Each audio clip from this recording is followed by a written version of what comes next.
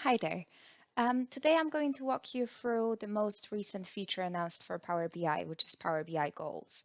I'm going to create a few goals, a few scorecards, so you can see how it works in practice.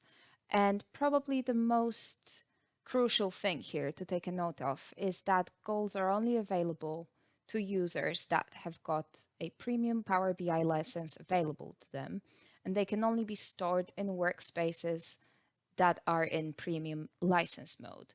So let's start off by creating a workspace that's got this capacity allocated to it. And we will call this sales team.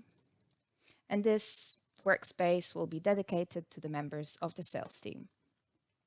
We can see that by default, because this user has a premium per user license for Power BI, it will select that license mode.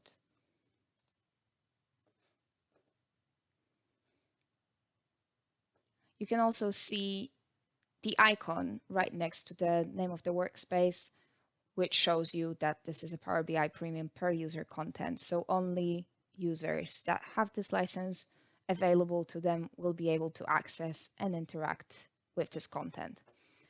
Let's create a scorecard. A scorecard is a collection of goals and sub-goals, which I'm going to show you in a little bit. So let's call this scorecard sales. Let's just go with that. And let's create our first goal. So let's start off by creating a static goal, which means that you manually enter values as the current value and target value without connecting it to any underlying data sources or reports.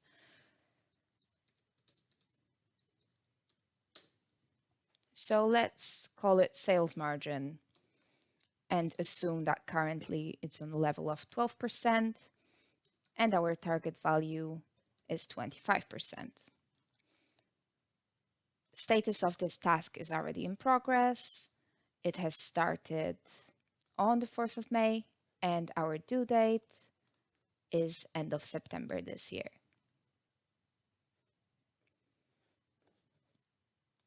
We can then create a subgoal by clicking on this tile, which will appear underneath the main goal name.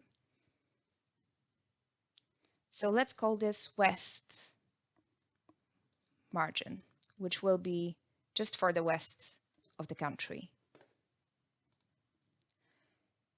Currently, it's on a level of 6%, and we want this to go up to 10%. As we know that West is generally a difficult area in terms of sales, and we don't have such high hopes for it.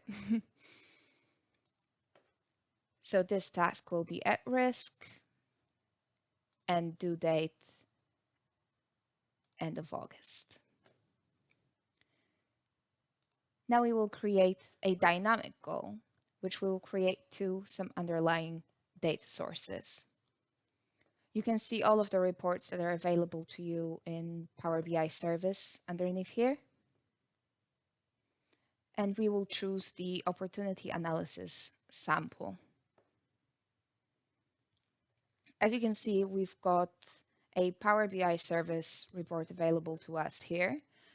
And let's say that we want to grow the opportunity revenue. So that's the current value, which we can just click on and click connect. And because we don't have any targets within Power BI, we can just type in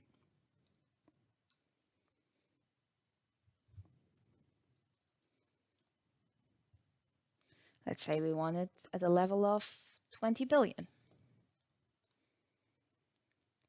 This task is behind and it will be assigned to a different user, to Alex.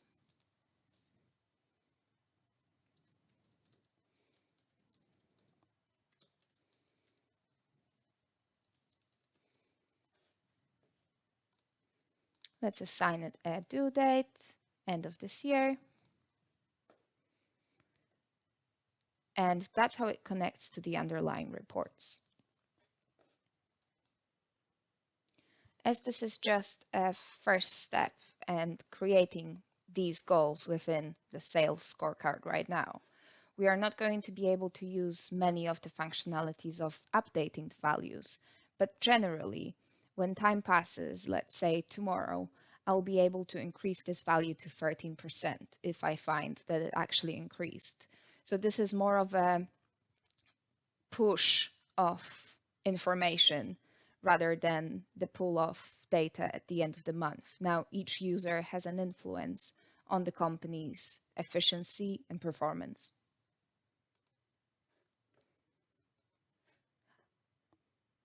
You can actually access all of the scorecards from this menu here, where it will show you a summary of all of the goals that are currently assigned to you.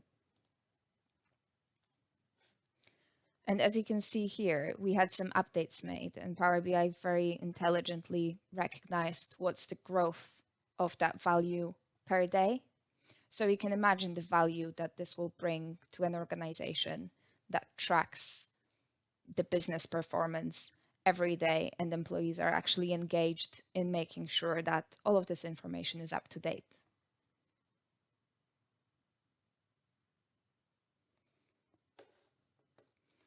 If you're interested in how these goals can work on a bigger scale, you can also try out some samples. So we will open the marketing sample and see that it actually shows you the trends that are a result of people updating these goals. So you can see the whole of the activity where Adele, on the 31st of May, she's put the value of 3% for the total number of views, and then it increased to 5, decreased to 4, and again increased to 5. And you can see that on this graph here as well. What I'm really excited about is the fact that you can now build reports based on the data that was pulled from the scorecard. So from user data, truly. If we click on the data set that was created underneath it, that holds all of this data together, and we click create from scratch, we can start building some very valid visualizations that will help you visualize the information that you have within the scorecards, so goals and sub goals.